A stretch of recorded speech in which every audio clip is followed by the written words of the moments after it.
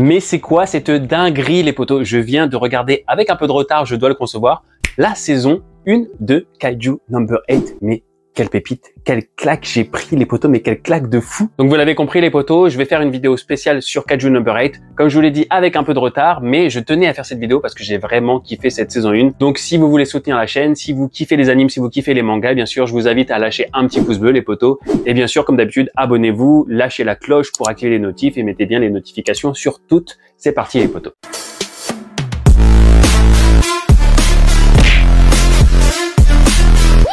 Alors que dire, je ne connaissais absolument pas Kaiju Number 8. Je connaissais de nom bien sûr, mais je n'ai pas lu le manga et je n'avais pas vu l'anime. Et j'avais eu la chance, le don, de ne pas me faire spoiler cette saison 1. Donc je ne connaissais absolument rien de cette saison 1. La chose que je peux vous dire les potos, c'est que j'ai kiffé de fou. Dès le premier épisode, je suis rentré dedans à fond. Alors, j'adore tout ce qui est film genre Godzilla, les choses comme ça, les mechas et tout, genre Evangelion, genre Pacific Rim, qui a longtemps été un de mes films préférés. Donc forcément, j'étais dans mon élément, c'est ma sauce les potos, donc il n'y a pas photo. Maintenant, c'est pas parce que on aime quelque chose que ça veut dire qu'on va apprécier une œuvre. Par exemple, le Pacific Rim 2, j'étais un petit peu déçu et pourtant, ça reste dans ma sauce. Il faut que ce soit bien fait et là, avec Kaiju Number 8, eh ben, c'est très bien fait, c'est très bien fait. J'ai trouvé l'anime très mature. D'ailleurs, on a la particularité pour un shonen qui se rapproche. C'est un mélange entre un seinen et un shonen. On a l'esprit shonen quand même avec la compétition, l'évolution des personnages et tout. Mais on a quand même la particularité pour Kaiju Number 8 que le perso principal ne soit pas un adolescent. Et je trouve que ça se ressent vachement dans la série. La série est très mature. Et d'ailleurs, l'opening est super mature aussi. Je trouve qu'il reflète parfaitement l'œuvre. Je le trouve d'une maturité incroyable. Si on analyse un peu ce qu'on voit dans l'opening, on voit un peu qu'il y a certaines cellules qui sont mangées, qui sont remangées, qui sont remangées. C'est un peu ce qu'on voit avec l'évolution, c'est un peu ce qu'on comprend au fur et à mesure qu'on voit la saison 1. Quand on regarde le premier et le deuxième épisode, on capte pas trop ce que l'opening essaie de nous dire.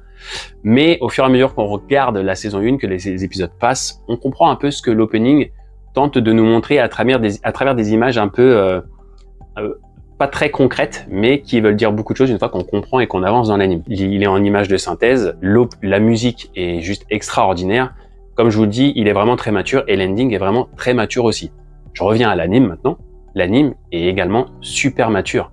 Il y a beaucoup d'humour. Franchement, j'ai rarement autant ri dans un anime. Alors j'ai le rire facile, mais des fois dans certains animes, quand c'est pas assez mature, ça n'empêche pas de kiffer. Mais les passages d'humour sont un peu lourdingues. Par exemple, si je prends des Demon Slayer, un certain public va kiffer, va rire du comportement de Zenitsu. Moi, ça aura tendance à me faire sourire et à la longue, vu que c'est trop répétitif, un petit peu à m'agacer. Là, on n'a pas ce problème-là avec Kaiju Number 8. On a affaire à un humour qui est à la fois mature et à la fois drôle. Là, l'humour est vraiment super bien fait. C'est à la hauteur de cette saison 1, en fait, qui est vraiment réussie pour moi du début à la fin. On a cet esprit de camaraderie qui est très présent et c'est quelque chose que j'adore également. Je trouve que l'effet de camaraderie style armée, bataillon, tout ça est vraiment très bien représenté. Et d'ailleurs, ce qui va avec ce que je disais avant, c'est-à-dire la maturité de l'œuvre, c'est que on a une œuvre shonen et il n'y a pas de, vous savez, cette rivalité qu'il y a souvent entre ces deux personnages, Naruto, Sasuke, des amis qui sont rivaux. Et ben, on n'a pas trop cet effet-là dans Kaiju Number 8 et franchement, ça change. C'est assez neuf, c'est nouveau et c'est frais. Ça fait du bien de voir un peu quelque chose qui change de ce qu'on a l'habitude de voir. Pour en revenir à la rivalité, elle va pas s'effectuer entre deux personnages comme il y a souvent dans les shonen. Là, la rivalité, ça va être transcrit au niveau de la camaraderie, que chacun essaye d'être meilleur que l'autre, mais ça, c'est très bien fait, c'est très armé, en fait. Je pense que c'est un peu ce qu'on peut voir dans l'armée, et c'est ce sentiment-là qu'on aime quand on voit les films comme ça, avec des personnages, des soldats, des choses comme ça. C'est cette camaraderie-là qui nous attire, hein. C'est pas forcément la guerre, vous vous doutez bien, mais cet effet de camaraderie, je pense que c'est quelque chose qui plaît et qui attire beaucoup de monde aujourd'hui. Je parle du monde réel, hein, dans les armées. Quand les personnes s'engagent, c'est aussi pour ça. Et c'est vachement bien retranscrit dans Kaiju Number 8. D'ailleurs, si tu regardes Kaiju Number 8 et que tu hésites à t'enrôler, bah, tu regardes Kaiju Number 8 et je suis sûr, le lendemain, tu vas signer. Tu vas espérer trouver cet esprit-là de camaraderie. Bien sûr, ça reste un shonen. Je pense que dans la vie, c'est moins beau. c'est moins, la vie est moins rose, mais franchement, ça fait vraiment plaisir de retrouver cet esprit-là dans Kaiju Number 8. Moi, j'ai vraiment ultra kiffé. Le seul truc négatif qu'on retrouve, mais encore une fois, là, c'est très réaliste, c'est justement, c'est au niveau du corps de l'armée. Vous savez, les commandants, tout ça. Je vais pas vous spoiler l'anime, vous inquiétez pas, mais on a un passage qu'on attend et qu'on se doute qu'il va arriver quand on regarde la saison 1. Et au moment où il arrive, on voit le corps de l'armée qui doit prendre une décision assez importante. Et là, c'est pareil. C'est peut-être les seuls personnages qui, du coup, sont pas des antagonistes parce qu'ils jouent leur rôle, mais qui, du coup, on apprécie un peu moins. Et pourtant, ça reste très réaliste et ils ne font que leur boulot dans l'anime. On peut pas leur en vouloir. Donc voilà, tout ça pour dire que c'est vraiment un perfect pour moi du début à la fin. Il y a énormément d'action. L'animation est grandiose. L'animation est vraiment grandiose. Les kaiju sont super bien faits, les personnages sont super attachants. J'adore le héros Himiko Kafka. J'ai un peu du mal avec les prénoms, vous le savez, ceux qui me suivent. Mais j'ai essayé de retenir, je savais que j'allais faire une vidéo, j'étais tellement en train de me hyper en regardant l'anime que je savais que j'allais faire une vidéo YouTube après, même si l'anime est fini de diffuser depuis 3 mois déjà, il fallait que je fasse cette vidéo. Et vous savez que j'ai du mal avec les prénoms. Donc bref, j'ai essayé de retenir le plus de prénoms possible. J'adore le héros, donc Kafka, bien sûr. J'adore Mina, bien sûr, l'amie d'enfance de Kafka. Mais j'avoue que si je devais donner un personnage préféré, ça serait difficile d'en donner un. J'en ai 4 qui sortent du lot, voire 5. Donc il y a Kafka, bien sûr, il y a Mina, même si Mina est assez froide, assez réservée. C'est pas celle forcément à laquelle on va s'attacher le plus. Par contre, elle a énormément de style et elle est vraiment ultra puissante. On est d'accord? Mais celui qui sort du lot pour moi et que j'ai le pense préféré après Kafka, c'est l'adjoint de Mina, justement. J'ai essayé de retenir son nom, les potos, je vous mets une petite image ici, parce que je n'ai pas retenu son nom. J'ai essayé, mais je n'ai pas retenu.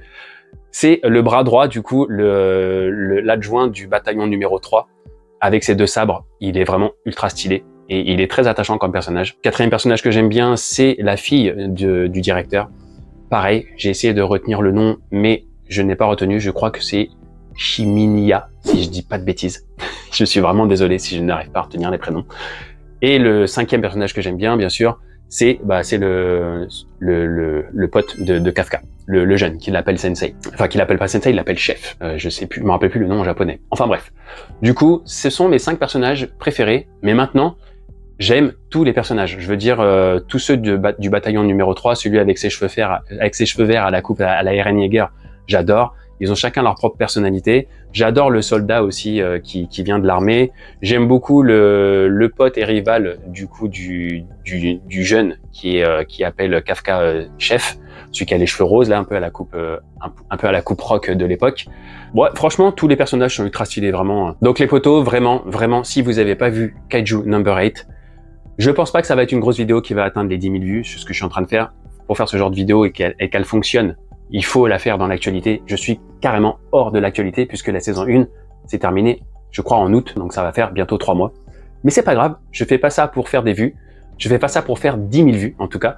Je fais ça parce que je viens vraiment de kiffer cette saison 1. Je viens de la terminer, hein. J'ai commencé hier et je viens de la terminer. Je l'ai mangé en une journée et demie, on va dire. Maintenant, il y a que 12 épisodes, ça va vite. Mais il fallait que je fasse cette vidéo parce que j'ai vraiment kiffé et il faut parler de Kaiju Number 8. Je veux exprimer ma joie, mon plaisir que j'ai eu à regarder cet anime. Et si vous l'avez pas vu, allez voir les potos. Allez voir Kaiju Number 8. Je vous conseille, bien évidemment, la VO STF, même si nos doubleurs français sont très très doués. Et la saison 2. La saison 2, les potos, puisque la saison 1 a cartonné, la saison 2 a déjà été annoncée pour 2025. Alors je peux vous dire que j'ai hâte. J'ai très très hâte. Si vous avez vu Kaiju Number 8, si vous allez voir Kaiju Number 8 suite à cette vidéo, n'hésitez pas à me dire ce que vous en avez pensé en commentaire, je répondrai à un maximum de commentaires les potos. Je vous le répète, si vous voulez donner de la force à la chaîne, n'hésitez pas à lâcher le petit pouce bleu bien sûr, n'hésitez pas à partager cette vidéo si vous avez kiffé Number 8, si ça peut aider des potes à vous qui n'ont pas vu et qui veulent pas voir, d'aller regarder, envoyez-leur la vidéo tout de suite les potos. Pensez à vous abonner si c'est pas déjà fait, activez la cloche et mettez les notifications sur toutes pour recevoir toutes les notifications. C'était la petite vidéo du moment suite à ma hype de fou sur Kaiju Number 8 les potos. Je vous dis à très bientôt, j'espère que la vidéo vous aura plu. Tchou les otaku!